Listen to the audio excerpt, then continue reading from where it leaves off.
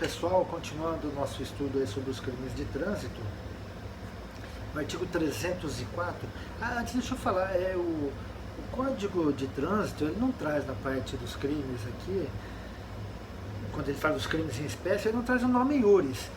Então, a doutrina acabou criando alguns apelidos aí, né, que podem ter alguma divergência em relação a um outro autor, ok? Então o artigo 304 trata da omissão de socorro. Deixar o condutor do veículo, na ocasião do acidente, de prestar imediato socorro à vítima ou, não podendo fazê-lo diretamente por justa causa, deixar de solicitar auxílio da autoridade pública. Bom, alguns pontos interessantes aqui nesse dispositivo. A gente começa aqui no artigo 304 falando deixar o condutor do veículo. Que condutor do veículo é esse? De qualquer veículo, menos o causador do acidente. Por que menos o causador do acidente? Porque o causador do acidente, ele tem aqui, tanto no artigo 302 quanto no artigo 303, tem nas suas causas de aumento de pena, o inciso 3º, deixar de prestar socorro quando possível fazê-lo sem risco pessoal à vítima do acidente. Ora, a gente já tem uma causa de aumento de pena lá nos artigos 302 e 303. Então não é possível que nós também possamos cumular, né, o artigo 304, porque aí nós teríamos um bis in idem, né? Então não há possibilidade que isso aconteça.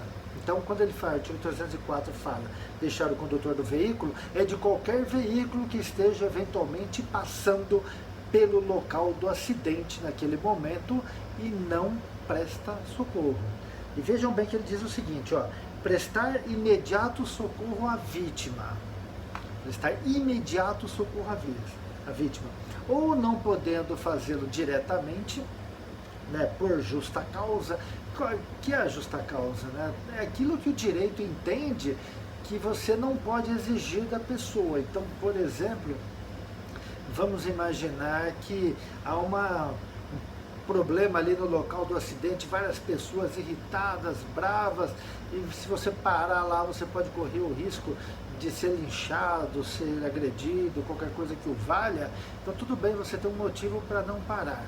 Só que ele diz o seguinte, você pode ter um motivo para não parar, você pode ter uma justa causa para não promover o socorro imediato, mas você tem a obrigação de solicitar auxílio da autoridade pública, porque se você não solicitar o auxílio também, você responde, como ele diz aqui na outra parte, ó, deixar de solicitar auxílio da autoridade pública, deixar de solicitar auxílio da autoridade pública. O que é deixar de solicitar auxílio? Você não pode ir lá, mas você liga para o SAMU, você liga para o resgate, ó, teve um acidente em tal lugar, a pessoa não está muito bem, ou está precisando de socorro, você pede o socorro para que a pessoa vá.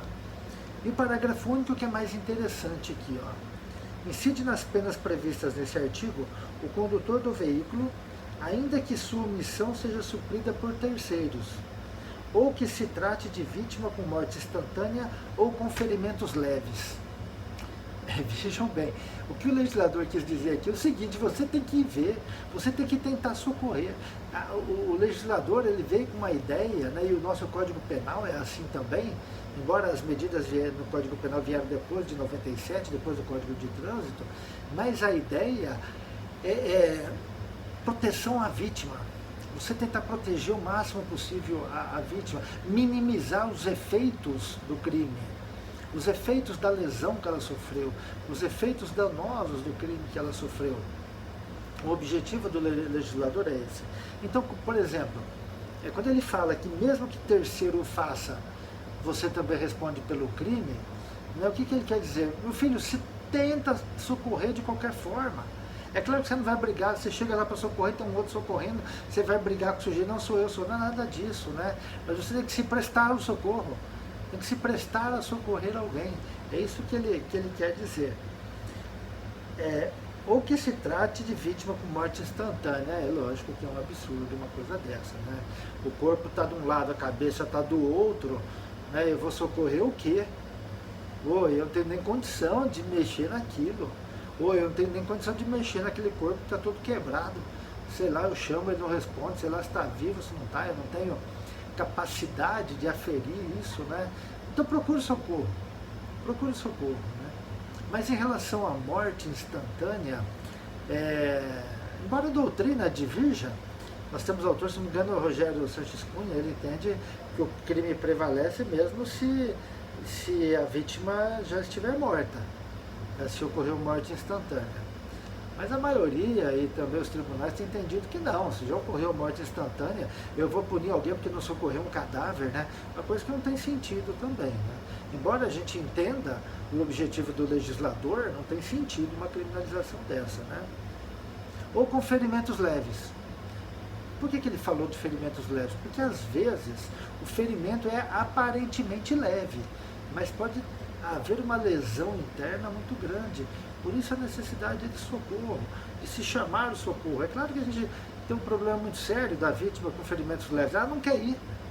Você vai fazer o quê? Você vai bater nela para levar? Você vai levar a força? Pode piorar tudo? Não. Né? Você tenta, né? Se não tiver possível, não for possível, tudo bem, né? Tudo bem. Esse crime aqui, a omissão de socorro, ele é um crime subsidiário, porque onde ele trata da pena, e vem dizendo lá, pena de detenção de 6 meses a 1 ano ou multa, se o fato não constituir elemento de crime mais grave. Né? Elemento, ou seja, se o fato não for elementar de um crime mais grave, se o fato não estiver dentro de um crime mais grave. Né? Às vezes a omissão, ela ocorreu justamente para possibilitar o homicídio de alguém. Né? Vamos imaginar que eu paro lá, vejo que quem é a vítima do acidente, eu me desafeto, aquela pessoa que eu quero que ela morra mesmo, vou socorrer o quê? Deixa o cara que morra aí, o problema é dele, né? Então, né, será que nós não estamos aí tratando de um homicídio e não de uma omissão de socorro? Então é nesse sentido que o legislador vem tratando essa situação. Tá? O artigo 305 também é bastante interessante, bastante apimentada a discussão a respeito dele. Afastar-se o condutor do veículo do local do acidente para fugir à responsabilidade penal ou civil que lhe possa ser atribuída. Bom, em primeiro lugar, né, afastar-se o condutor. O nome iuris, geralmente, desse crime aí é fuga do local do acidente, que o pessoal mais chama, né? E veja o seguinte aqui, ó. Não importa que esse acidente tenha vítima e que seja de interesse criminal, de interesse penal. Se a gente lembrar, só interessa ao direito penal aquilo que for tipificado como crime. Então o que a gente vê por aí, acidente de trânsito sem vítima, não há embriaguez do condutor, não interessa para o direito penal isso. Isso é o direito civil que resolva.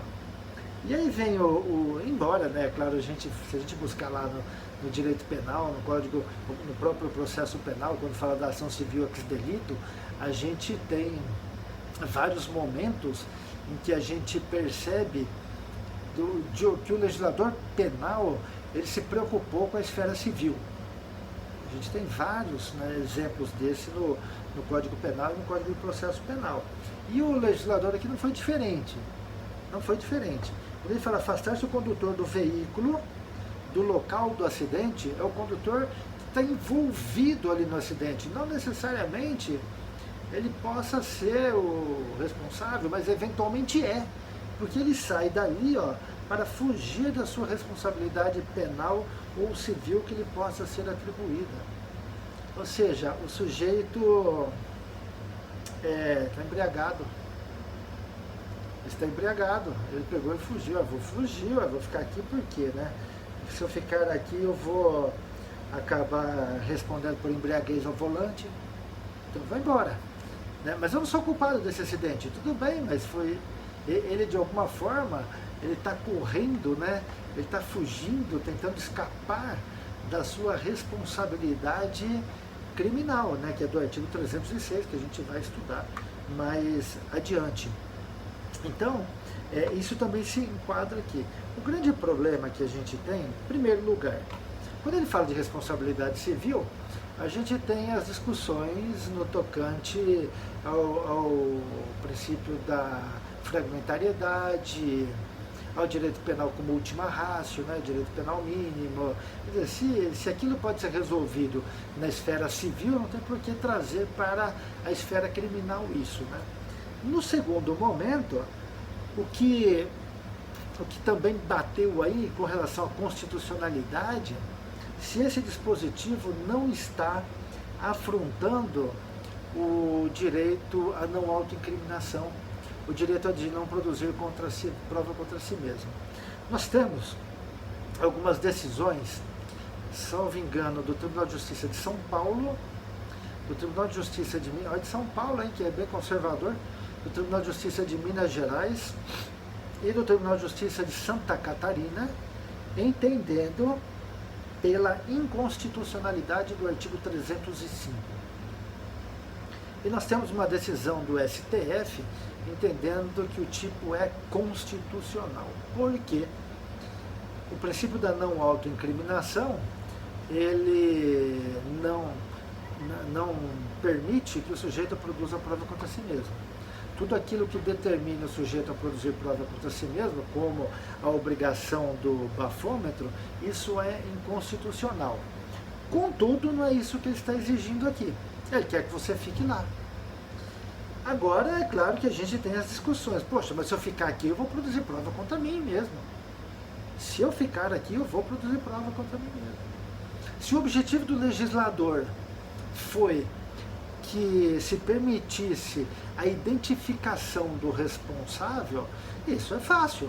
Se tiver uma câmera lá, identifica, tiver testemunha, identifica, anota a placa do carro e tudo bem, quem viu, quem era o condutor, tudo bem, né? Mas né, o tipo, né, ele foi mais, né? O tipo foi mais, se você fugiu, há o crime, né? Não há o que se discutir. Eu acho que a discussão desse dispositivo ainda não acabou. Né? A gente tem que continuar a debater com ele aí, que ele também não me convence. Tá?